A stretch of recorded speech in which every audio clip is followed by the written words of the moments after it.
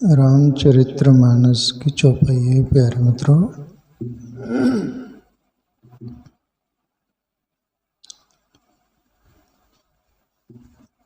बन बहु विषम मोह मदमाना, नदी कुतर्क भयंकर नाना।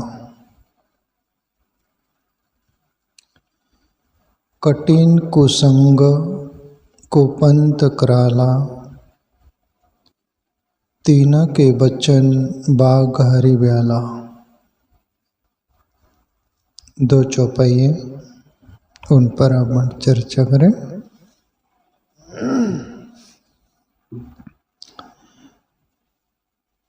बन बहु विषम मोह मद माना, इसका अर्थ ये होता है प्यारे मित्रों, ये चार बात कही गई इन चौपाई में। ये एक मोह के प्रति, एक मद यानी अहंकार के प्रति, तीसरा मान, चौथा भयंकर कुतर्क के साथ जीना।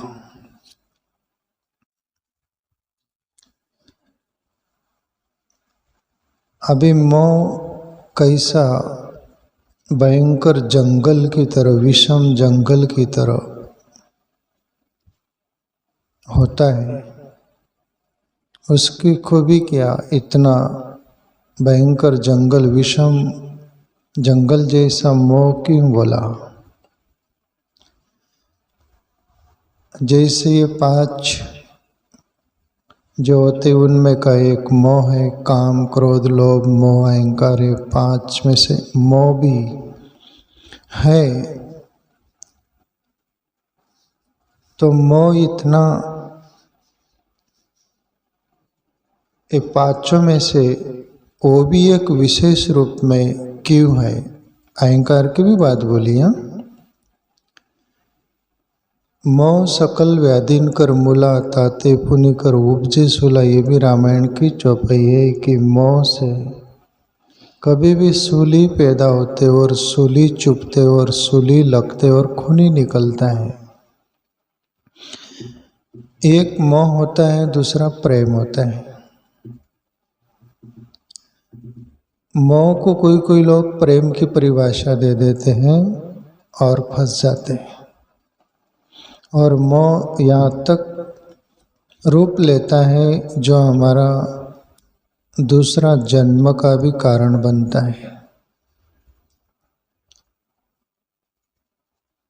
जैसे मोह जड़ भरत, तो ये एक संत भागवत की कथा में आता है उनका उल्लेख।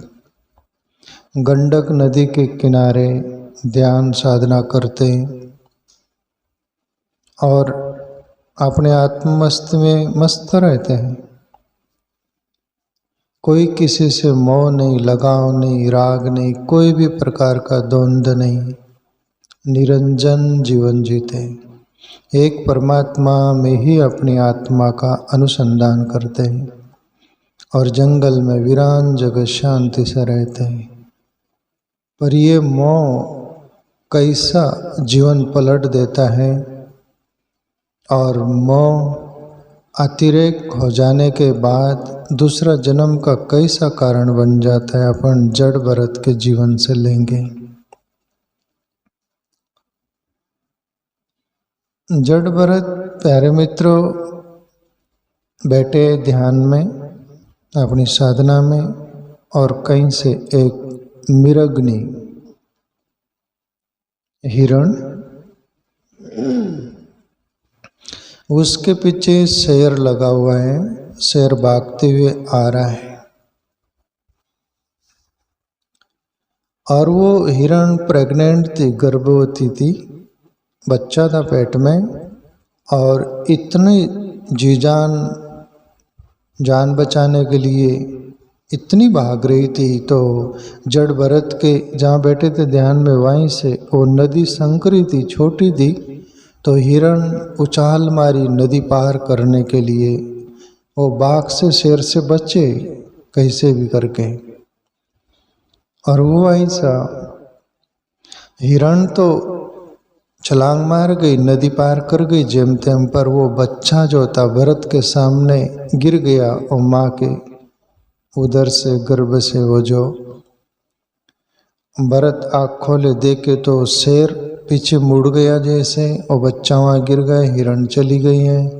अभी जड़ भरत ध्यान साधना करते थे, वो ऐसा मोह पकड़ लिया।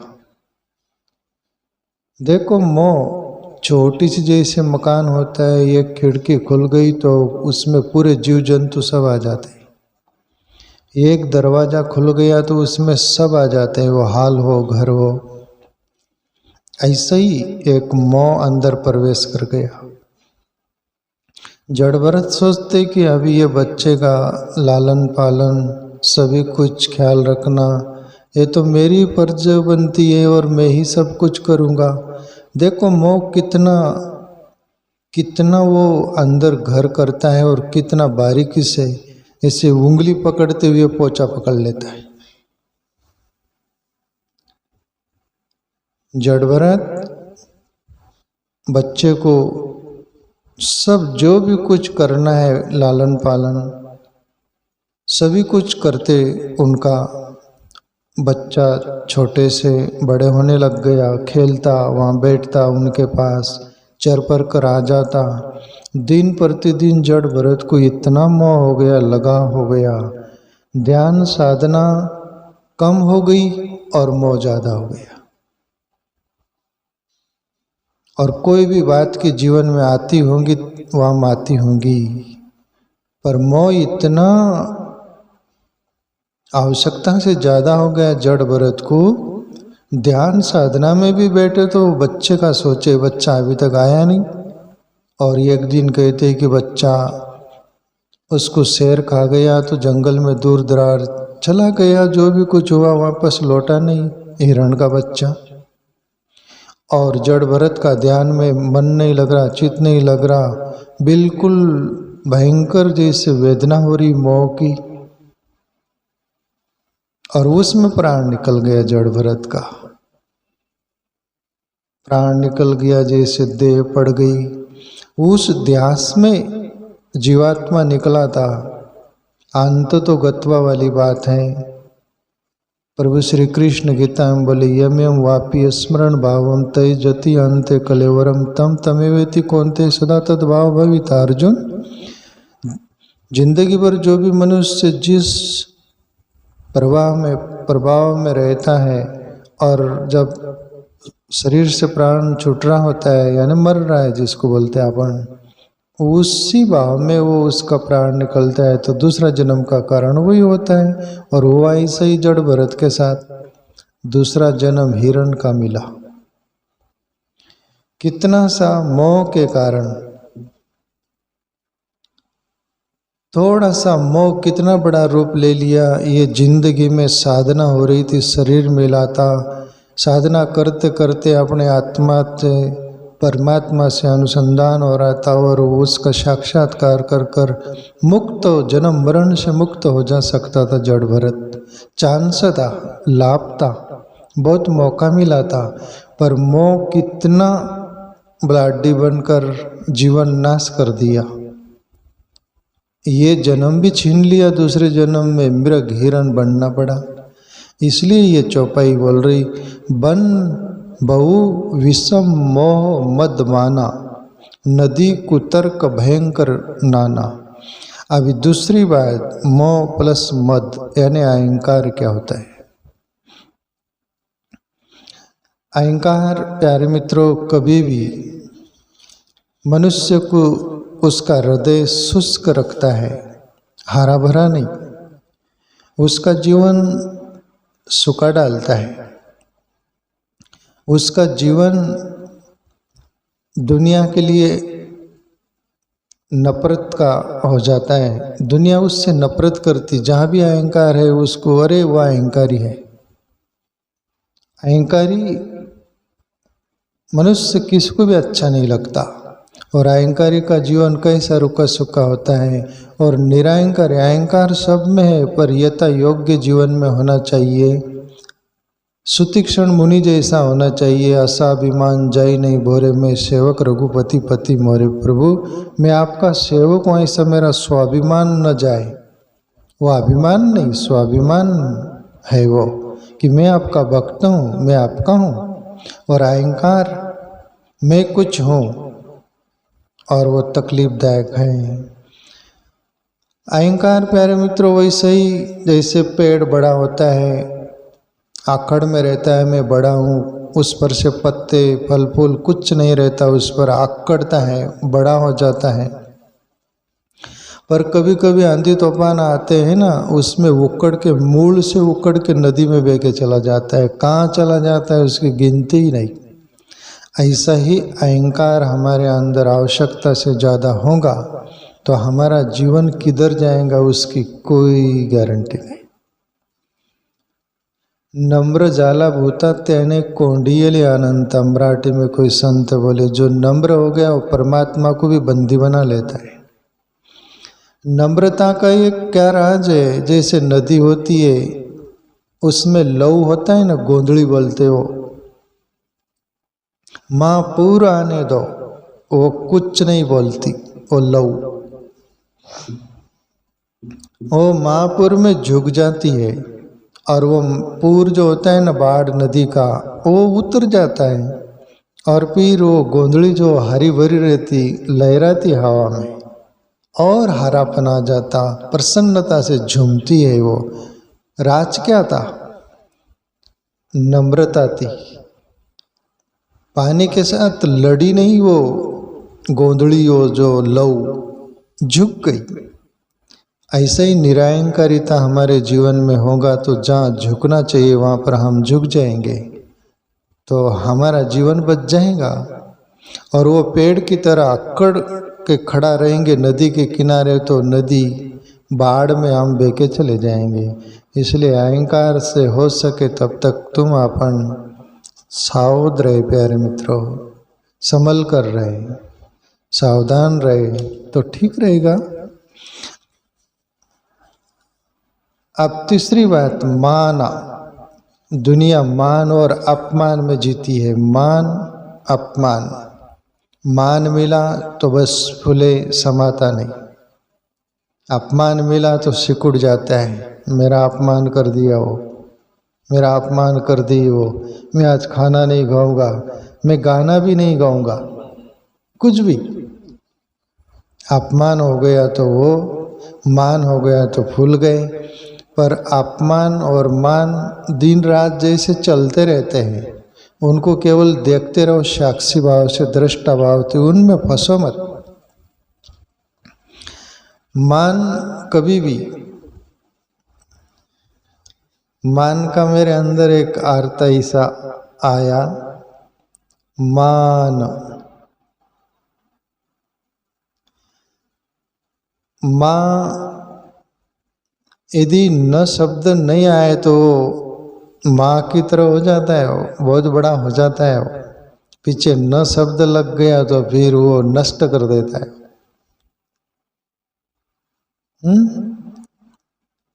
वो जिंदगी से हाथ धो बैठने वाली बात हो जाती है। इसलिए मान में न फंसे, अपमान में भी नहीं फंसे, दोनों को देखे।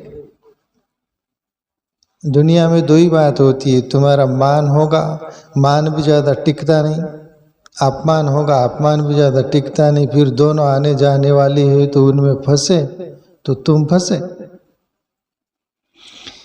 इसलिए ये चौपाई जो बोल रहे, ये तीन बात। चौथी बात, नदी कुतर्क भयंकर नाना।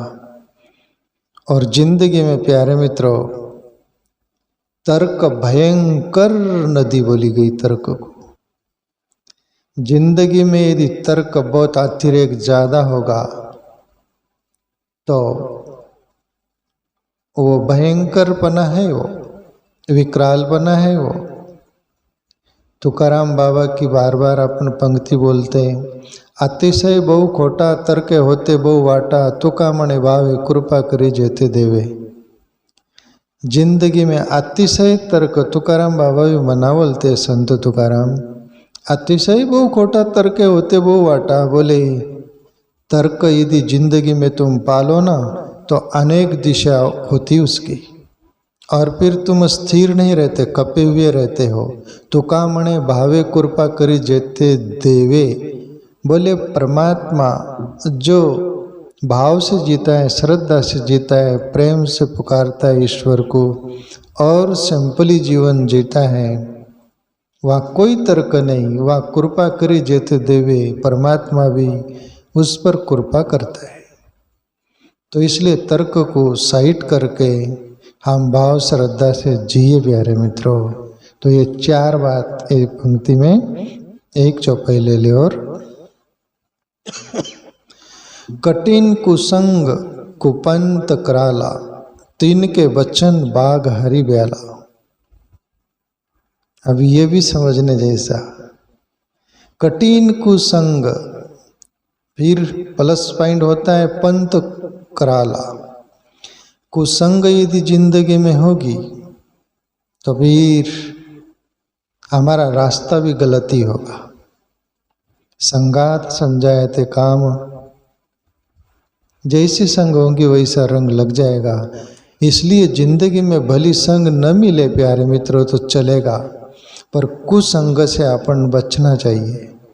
कुसंगत जिंदगी को छीन लेता है, सुसंगत जिंदगी को गढ़ देता है। तुकाराम बाबा बोले हमें भी गढ़ लो, तुम्हें भी गढ़ाना। ये जिंदगी को हमने गढ़ा है, हमने संभाला है और परमात्मा तक की यात्रा कर ली है। हमें भी गढ़ लो, तुम्हें भी गढ़ा, हमने जीवन गढ़ा है, तुम भी गढ़ लो। तो अच्छी संग होगी तो जीवन गढ़ा जाएगा, बुरी संगत होगी तो जीवन बिगड़ जाएगा। थोड़ा पार भी अच्छा होगा वो भी बिगड़ जाएगा।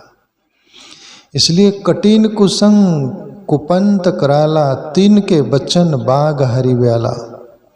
और ऐसे कुसंगी लोग जो होते हैं, फिर नारी हो कि नर हो, कोई भी हो, उनके वचन और उनका स्वभाव और उनका जो निष्पत्ति क्या है, बोले तीन के वचन बाग हरि ब्याला। उनके वचन वो बोलते भी है ना, कबीर साहब जिसके लिए बोले मूर्ख के मुख बम्ब बसे, बोलत भला निकसत बुरा।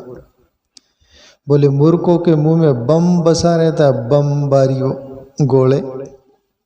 वो भला भी बोलने जाए तो बुरा ही निकलता है, जैसे भला भी बोल रहे तो लोगों को लगता है कि बम ही फेंक रहा है। गोस्वामी तुलसीदास जी बोल रहे तीन के वचन बाघ हरि ब्याला। बोले बाघ और शेर सिंह की तरह और सर्प की तरह विष होता है उनके वाणी में और उनके एक्शन में भी।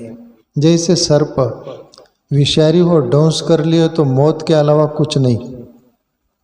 शेर है, उसके चुंगल में आ गए अपन तो जिंदगी से हाथ धोने के अलावा कोई चारा नहीं। ऐसे ही कुसंग है। इसलिए कुसंग से हम बचे और सुसंग खोजे।